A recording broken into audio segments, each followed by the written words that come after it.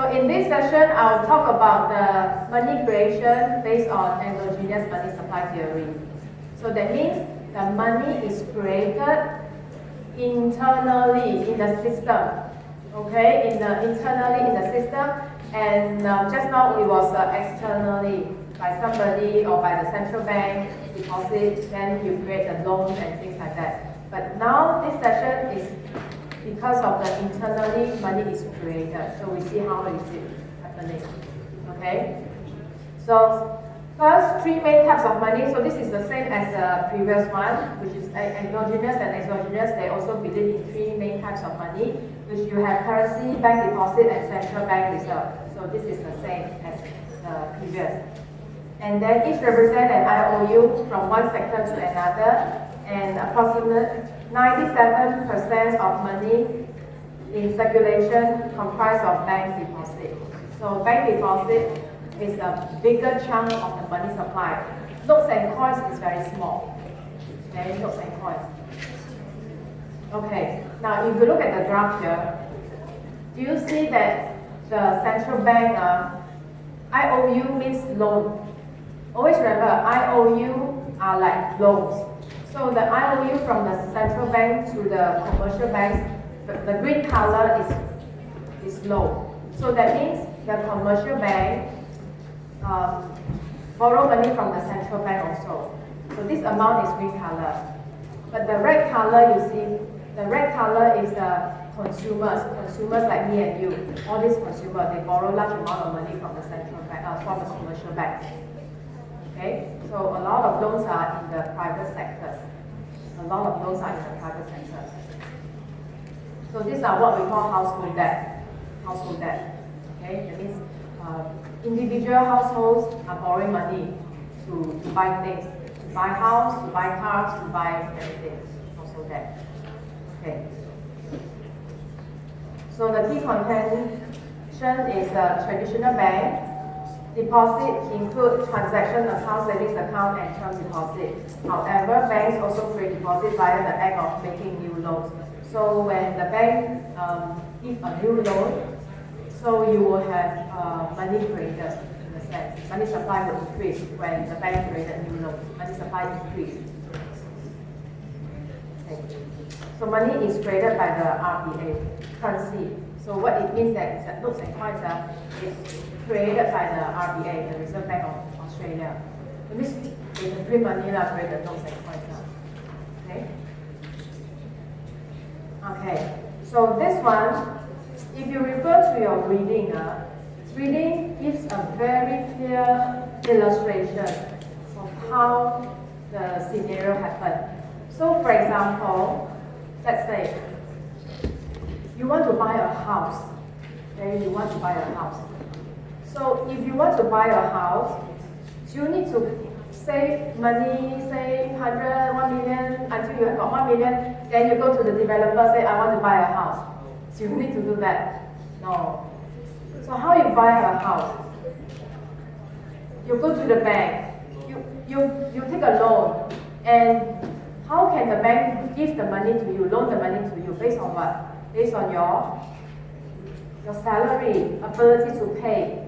You have to prove to the bank that I have a salary. Every month I'm drawing this amount of salary, so I can afford this house.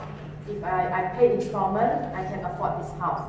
So that's how the bank will give you the loan so that you can buy a house, a 1 million house. Okay, you don't have to save until you got 1 million in physical money, then you buy. No, it's not like that. You just need to apply the loan and then you got it. Okay, so this is exactly what the endogenous money supply is saying, is that money creation is based on the loan created. So for example, you one day you just feel like you want to buy a Rolex watch. You go to the watch shop, luxury watch shop, and then store, and then you want to buy a Rolex watch. So do you need to bring physical amount of money and then give to the store owner, say, this is the amount of physical money that I have, I want to buy a Rolex? No, right? So how do you pay? Credit card. So do you know that this credit card is also a loan? The minute you swipe your credit card, is a loan created. So this amount of loan created is the amount of money supply created in the society, in the system. So therefore, the owner in his bank account, he will credit with that amount of money in his bank. The watch owner, the shop owner, will have that money in his bank. As I swipe the card, the money will go to that shop owner. And my statement, my credit card statement, I got a loan there. Okay, so that means I'm in debt now. Because of buying a watch, I'm in debt. I owe the Visa credit card company money. So do you see the money is created out of a consumer getting a loan, and the money is created out of it. So it's more like a chicken and egg. Chicken and egg is like, okay, first you say, okay, people need to deposit the money into the bank, and then the bank will create loan. So where does a person come with the money? Okay, then you say, okay, the bank created a loan. The loan then give to the money give to the depositor. Then you say, where does the money come from giving to the bank? So it's like chicken and egg. You do not know which one comes first. Is it the depositor who deposit the money, then the loan is created, or the bank created the money, the loan is created, then the depositor got the money and then deposit into the bank? Which way comes first? First one is you deposit the money, then the loan set aside the reserve ratio, and then the loan out. Second scenario is that you get a loan, you got the loan, you got the money, you deposit into the bank. Then the bank got the money, then the circle goes on. So therefore, these are the two arguments. Is it the chicken or the egg comes first? Okay, so the endogenous believes that the loan comes first. The loan will come first, and then the people, you got the loan, then you got the money, and then the money then create another round of loan. Okay, so this is the illustration. So in this slide, you will see that we have 3 levels. The consumer first, what happens to the consumer when he buy a house? Then you have the commercial bank, and then the central bank. Okay, so we look at the graph by the bottom one first. We look at the bottom first. Then we go to the second one, and then we go to the last one. So we go to the first level first, which is the consumer first. So for the consumer, originally, before the loan, you have your original position, which is your asset and your liability. Okay, your asset and your liability. And then, so this asset and liability are default now. So not much of an explanation. So in default, all the consumer will have a certain asset, will have a certain liability. So this is your original position. What changes is the next step. You see, the next step, your asset increase and then your liability also increase. Agree? Because you got a watch already, your asset, your watch is your asset increase. And then your credit bank, your Visa credit card account bank loan increase. So these two increase together. Then you buy a house. You got a house. My asset, I got a house. And on another side, I got a mortgage loan increase. So for the consumer, your asset increase together with your loan. The first line. You see that? Okay? So the minute you buy an asset through loan, asset increase, loan also increase. Now, then the next one is the bank. Okay? So for this bank, when a customer comes to you say, oh, I want to buy something, buy a house. So therefore, the bank will have to create a loan. It will have to approve. Keystroke, remember keystroke? It will approve it. Okay, approve the loan. So the money is transferred to the developer. And then the developer will be developer's bank account of money. But anyway, the loan is created. Okay, so he will create a loan here, and then he will come up with the money to deliver to the seller. Okay, so for example, if you buy a house, that money created will have to pass to the developer. If you buy a watch, that money created will have to pass through the shop owner. Okay, so therefore the loan created, and this loan is the asset of the bank because remember the loan is the asset of the bank. In the end, you still have to pay back the bank money, so it's an asset of the bank. Okay, so then you will have to take out that deposit. Okay, so the deposit will be the new liability because in the end, this is the customer will have to take away. Although you created the deposit for him, but in the end, you still have to. It belongs to that customer already, so you have to withdraw it. Okay, so in your reading, right, you have another slide which is even more clear. So I will refer to this one.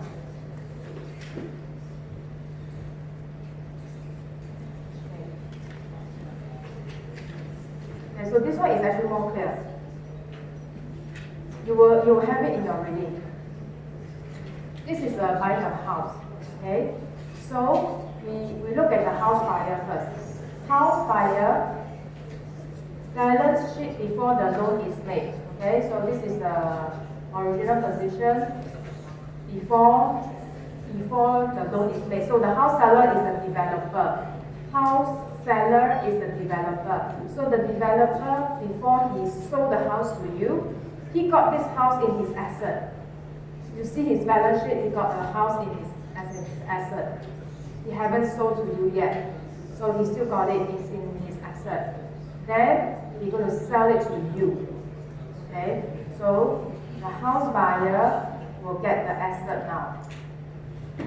But before he got the asset, he must have the money first. Okay? So he borrowed money from the bank, he got the money, and then he will buy the asset. He use this money, the red color, and then he buy the asset and become the asset. And then this is the loan. The loan is still loan.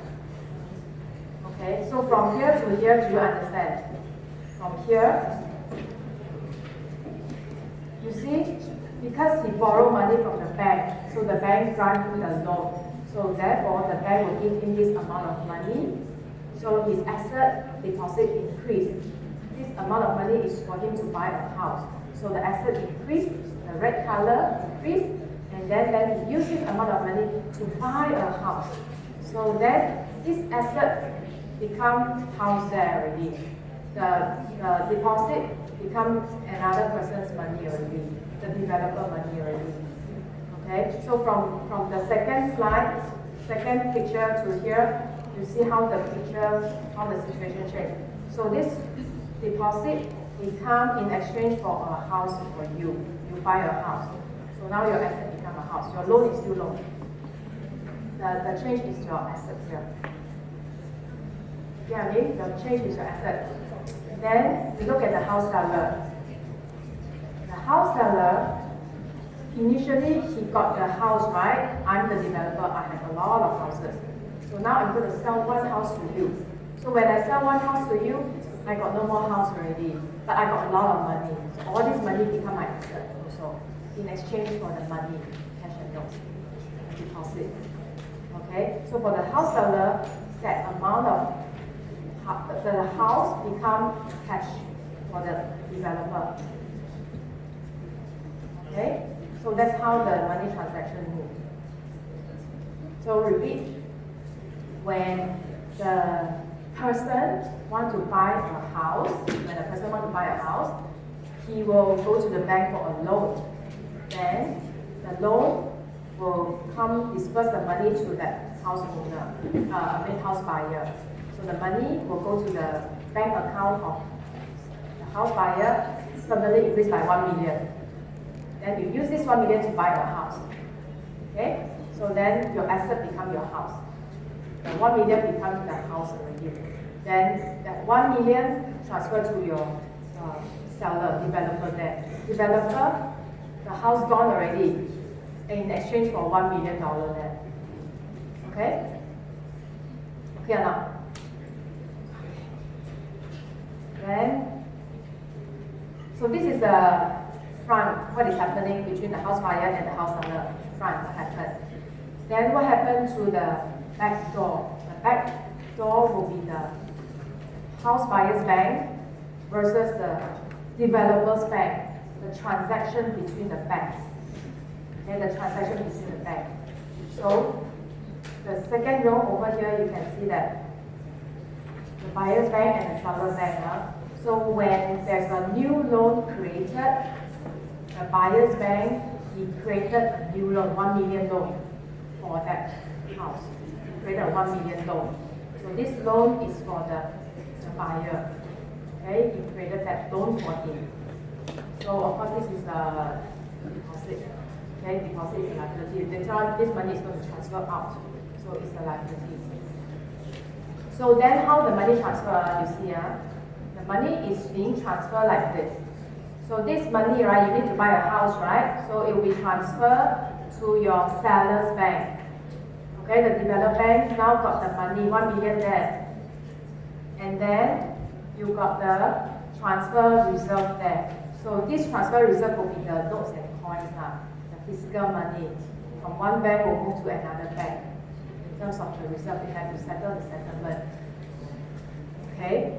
Now, the question is, sometimes, if the bank keep on creating money like that, will it able to run out of reserve?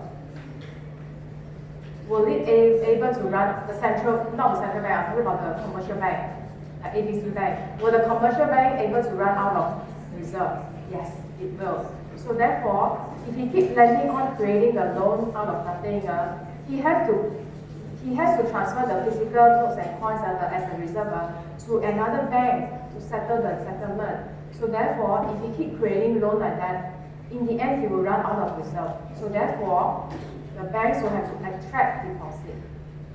He will attract the deposit.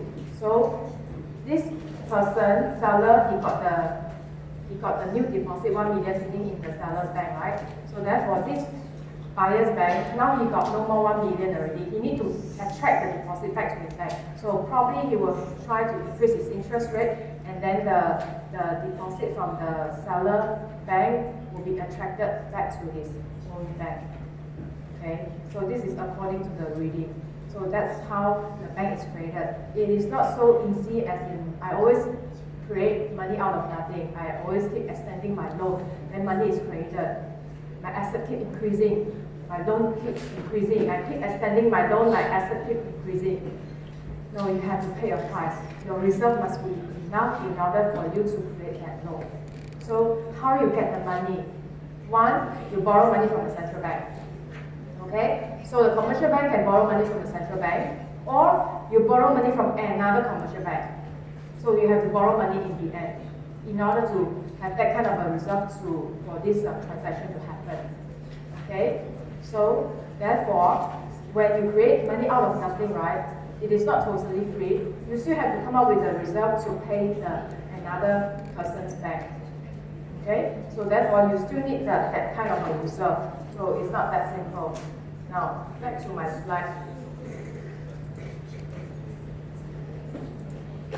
Now, over here, you can see that the commercial bank, the loan is created because whenever there's a loan created, the money supply is created, money is being created.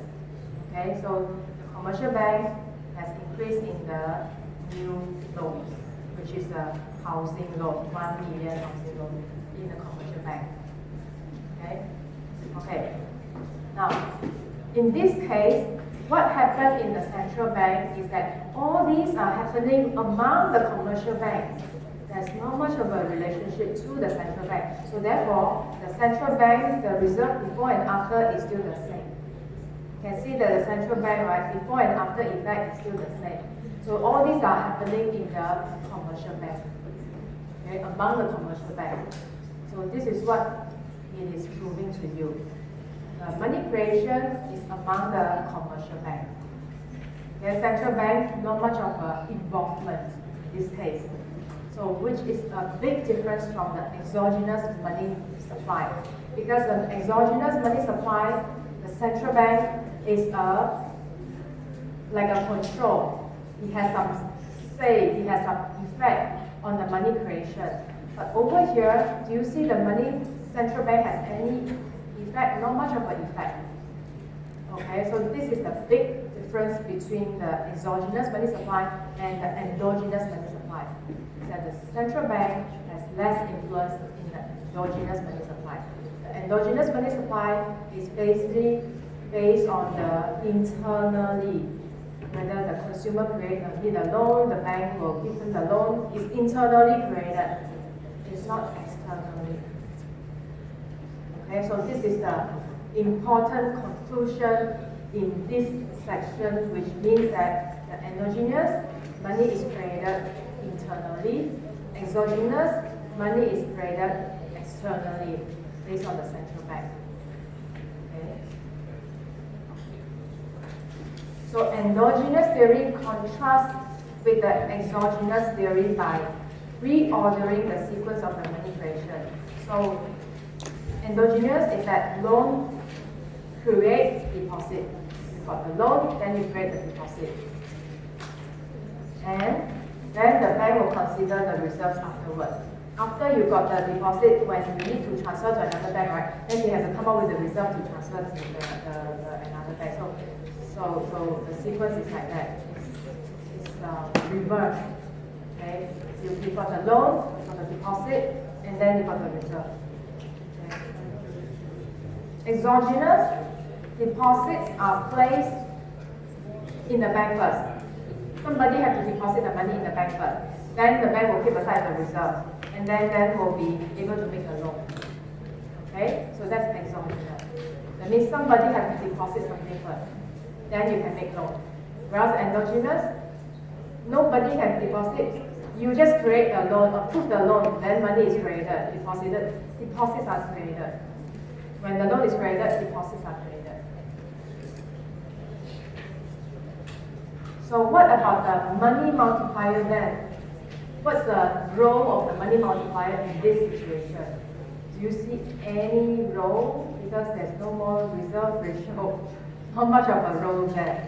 Okay, not much of a role. So a hypothesis is about the nature of money can be derived from the money multiplier model. So hypothesis is that the creation of credit money should happen after the creation of central bank's money. So that's the role of the money multiplier. It's based on that central bank keep aside a certain reserve ratio, then you can create that multiplier formula. But now without that central bank reserve ratio, how does this money multiplier come into the picture? You can't. So there's empirical studies about the US data. Let's see the US data. Okay. So the empirical study, for the exogenous to be correct, money-based, which is the fiat money. Fiat money means the notes and coins are the fiat money injection, needs to occur before the credit money created or make those as per diagram. Okay. So the fiat money is the red color. Okay. Then the total credit money is this one, and then the total money is this one. So over here, you can see that empirical studies have found no evidence to support this. So that means they have no evidence to support. So empirical study doesn't support the exogenous. So that's what is happening in the real world. So it is now showing to you. Instead, the study show that the credit money occurred before changes to the monetary base, where changes occurred about a year later. So what it shows here is that money is created first. Then only the money supply will increase, and the time lag is about 1 year. Okay, so there's a time lag. So it's not like you create the money deposit first, then you have the money created. It's like you create the money first, then you have the deposit.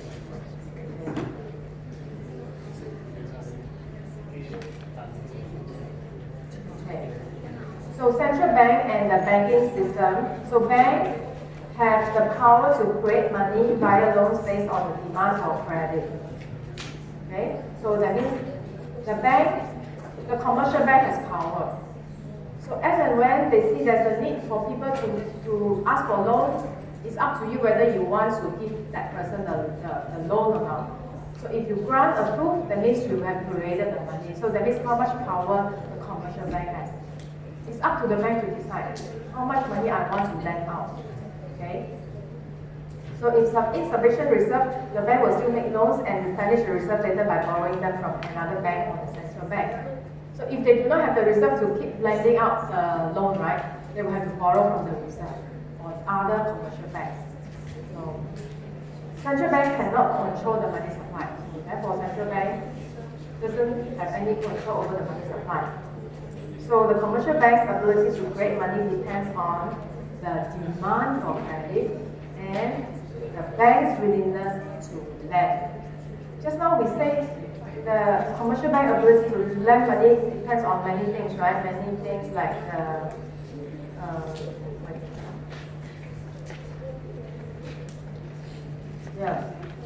exogenous. We say the commercial bank can, the extent that the commercial bank can lend money depends on the whole list of things. Consumer deposit ratio, the reserve ratio, the excess ratio, all the ratio, reserve ratio, and all these things. You see, all this, a lot of them are the multiplier factors over there. But if you look at the endogenous, the extent that the commercial bank can make loans is only two things, which is the demand for credit, how much money the people want to demand, and the bank willingness to lend you. So for example, like what I said, if you think that the housing market is crashing, let's say, prices are all dropping, would you want to buy a house now?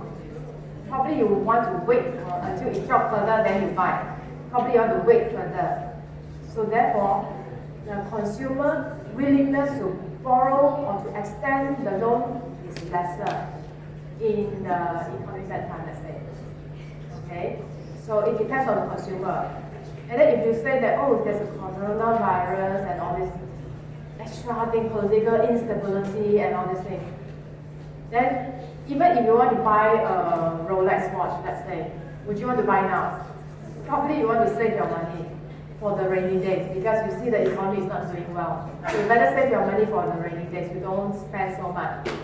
What happens if I do not have my job? Let's say there's a layoff. Like a lot of companies are laying off the people. So if you have no job, you have no salary, you think the bank can lend you to continue to lend you the money. You cannot pay the loan, the bank will have to take back your property already. You cannot continue. Okay? So therefore your ability to pay is very important. So if in the crisis level whereby you may lose your job, that means your bank loan will be affected. And then you will have a chain reaction. The whole economy will be affected if people cannot pay their loan. Okay? Bank will have a lot of defaults. And when bank has defaults, we have a lot of bank will have bank failures. We call it the bank run. Bank run meaning that the bank has no money. Okay, so even if you deposit your money into the bank, when the bank happens to have bank run, that means the bank will collapse, your money cannot be back. But in Malaysia, all the deposits, right, have insurance, a guarantee, capital guarantee of how much? If I'm not mistaken, I think it's about 60K or 100K, I cannot remember. So that means when you put the money in the bank only guarantee to pay you back. In fact, it's guaranteed by the central bank, Bank Negara. They will guarantee to pay you back 60K or 100K. I cannot remember the figure. So there's a figure that the Bank Negara guarantee you. So if you put more than 1 million, you can only get back 100K, let's say. The rest is no guarantee. So what you can do, you go to different banks because it's one bank guaranteed that amount. So you deposit your money into different banks. So all are guaranteed. Okay. Okay.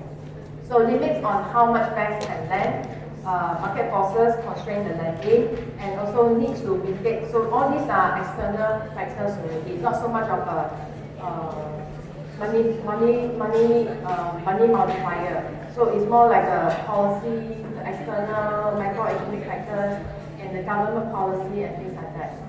Okay. So monetary policy, the cash rate impact the cost of borrowing.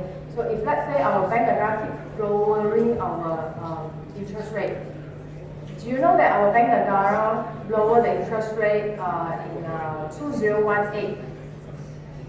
2018 January lower 25 basis point, 3.25 to 3%, 2018.